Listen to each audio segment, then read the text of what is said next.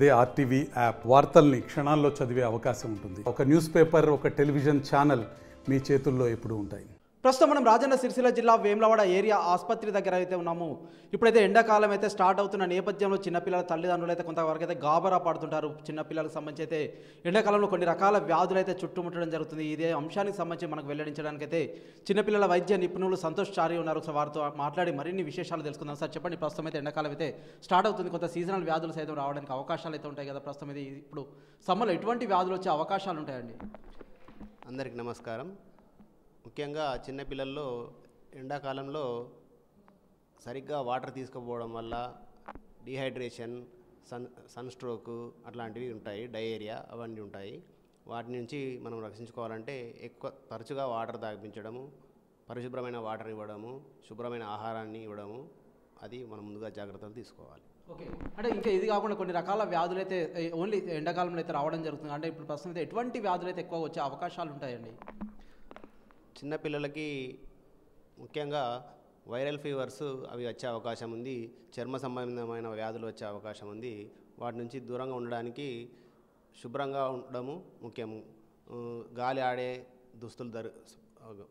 ఆడే విధంగా దుస్తులు ధరించడము, తరచూ వాటర్ తీసుకోవడము, ఇటువంటి జాగ్రత్తలు తీసుకోవాలి. ఓకే, అంటే ఇంకా చికెన్ పాక్స్ కావచ్చు, అంతేకాకుండా కొన్ని రకాల వ్యాధులు సైతం వస్తుండే అని అయితే అంటుంటారు కదా, ఇది ఎంతవరకు నిజం సార్?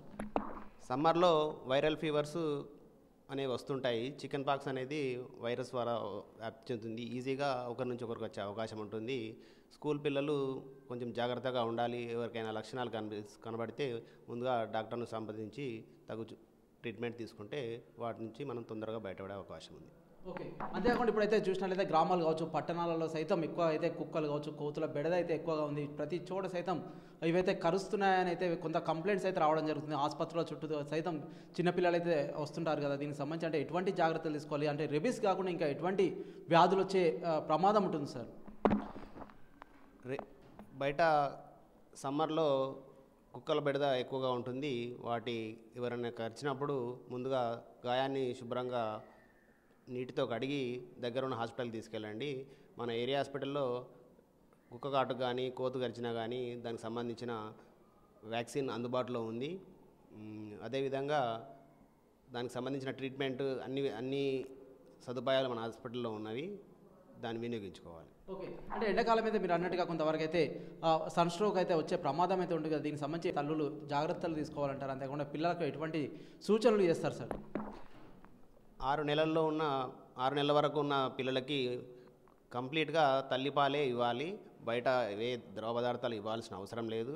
6 నెలలు దాటిన తర్వాత వాళ్ళకి కాంప్లిమెంటరీ ఫీడింగ్తో పాటు వాటర్ కూడా కొన్ని తాగిపించడం మంచిది. కొబ్బరి నీళ్ళు అవి మిగతా పిల్లలకు సంవత్సరం పైన ఉన్న వారికి ద్రవ పదార్థాలు ఎక్కువ ఇవ్వడం మంచిది. ఓకే, అంటే ఎండలో తిరగకుండా ఉండడం మంచిది అంటారు. అంతేకాకుండా కొంతవరకు అయితే తల్లిదండ్రులు అయితే నాటు వైద్యం వైపు అయితే వెళ్తుంటారు కదా, దీనికి సంబంధించి ఏం చెప్తుంటారు సార్? నాటు వైద్యానికి దూరంగా ఉండడం మంచిది.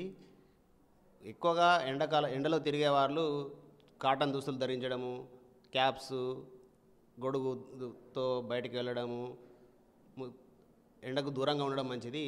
ఎండలో పనిచేసే వాళ్ళు మధ్యలో నీడలో ఉంటూ ద్రవ పదార్థాలు తీసుకోవడం మంచిది.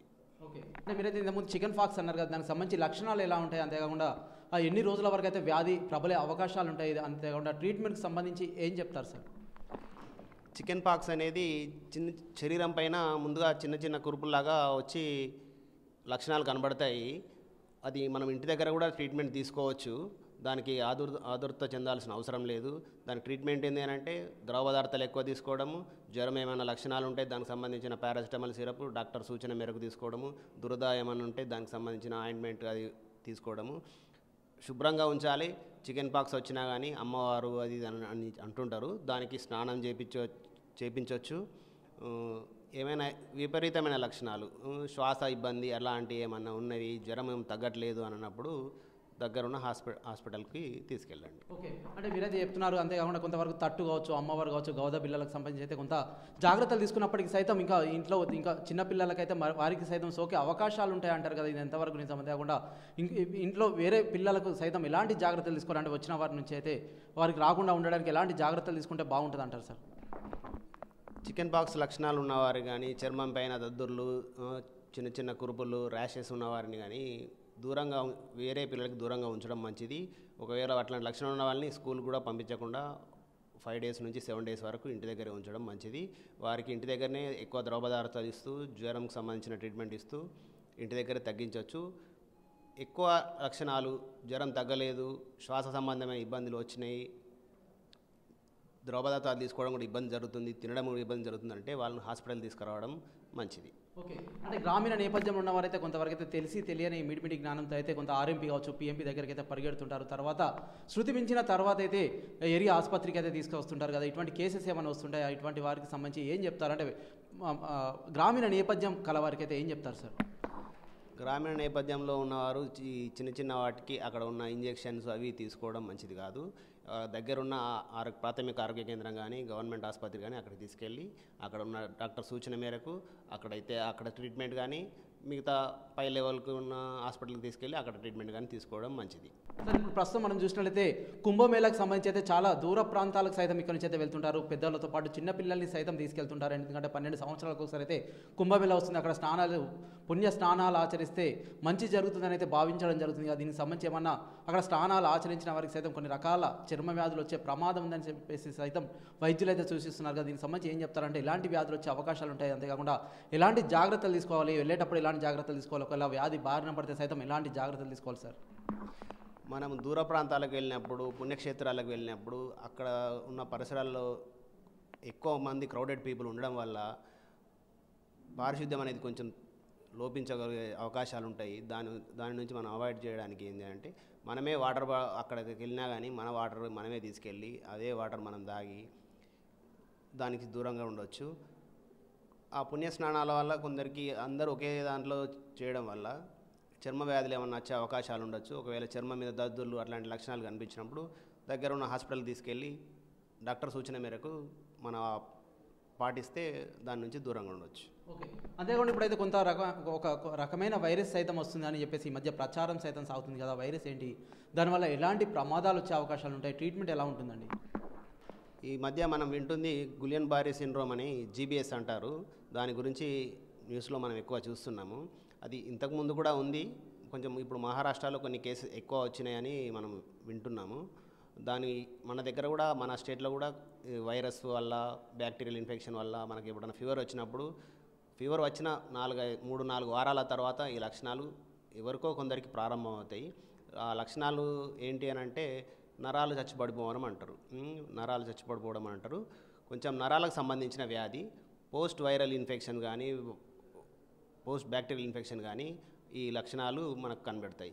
నరాలు చచ్చిపడిపోవడం వల్ల కండరాలు వీక్ కావడము, మనిషి అలసటగా ఉండడము, ఆ విధంగా లక్షణాలు వస్తుంటాయి. ఆ తర్వాత అది కొద్దిగా పెరిగి శ్వాస తీసుకునే ఇబ్బందులు వచ్చినప్పుడు మనం దానికి ప్రత్యేకమైన ట్రీట్మెంట్ తీసుకోవాలి. ఓకే, అంటే దీనికి సంబంధించి గుర్తింపు లక్షణాలు ఏమేమి ఉంటాయండి, అంతేకాకుండా దీనికి సంబంధించి ట్రీట్మెంట్ ఎన్ని రోజుల పాటు కొనసాగుతుంది, ప్రస్తుతం ఆ ట్రీట్మెంట్ మన దగ్గర అందుబాటులో ఉందండి?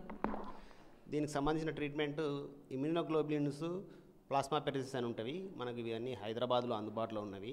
ఇమ్యూనోగ్లోబులిన్స్ అనేవి మనం ఈ ఏరియాలో కూడా ఇవ్వగలుగుతున్నాం, కానీ కొంచెం హయ్యర్ సెంటర్లో అంటే హైదరాబాదు మెడికల్ కాలేజీలలో ఇవి మనకు అన్నీ అందుబాటులో ఉన్నాయి.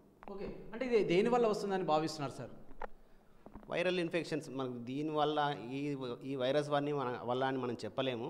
ఎప్పుడైనా కానీ మనకు ఫీవర్ వచ్చిన తర్వాత కానీ మోషన్స్, డయేరియా ఇటువంటి వచ్చిన తర్వాత కానీ వచ్చిన తర్వాత 3-4 వారాల తర్వాత ఈ లక్షణాలు ఎవరికైనా ప్రారంభం కావచ్చు. అందరికీ వచ్చే అవకాశం లేదు. దీని గురించి ఎక్కువ భయపడాల్సిన అవసరం కూడా లేదు. ఓకే, ప్రస్తుతం మనమైతే చూస్తున్నాం, మనతో పాటు అయితే చిన్నపిల్లల వైద్య నిపుణులు అయితే సంతోష్ చారి అయితే మాట్లాడడం జరిగింది. ఎండాకాలంలో అయితే కొన్ని రకాల వ్యాధులు అయితే చుట్టుముట్టే ప్రమాదం అయితే ఉంటుంది. తల్లిదండ్రులు కొంత ప్యానిక్ అవ్వకుండా జాగ్రత్తగా ఉండాలని అయితే వారైతే వెల్లడిస్తున్నారు. అంతేకాకుండా కొన్ని రకాల వ్యాధులకు సైతం కొంత ఇంటిలోనే చికిత్స సైతం తీసుకోవచ్చని సైతం వారైతే వెల్లడిస్తున్న పరిస్థితి మనమైతే వేములవాడ ఏరియా ఆసుపత్రి దగ్గర అయితే చూస్తున్నాం. Over to studio. మరిన్ని వీడియోస్ కోసం ఛానల్ ని సబ్స్క్రైబ్ చేయండి. లేటెస్ట్ అప్డేట్స్ కోసం వాట్సాప్ ఛానల్ ని ఫాలో అవ్వండి. ఆ లింక్ డిస్క్రిప్షన్ లో ఉంది.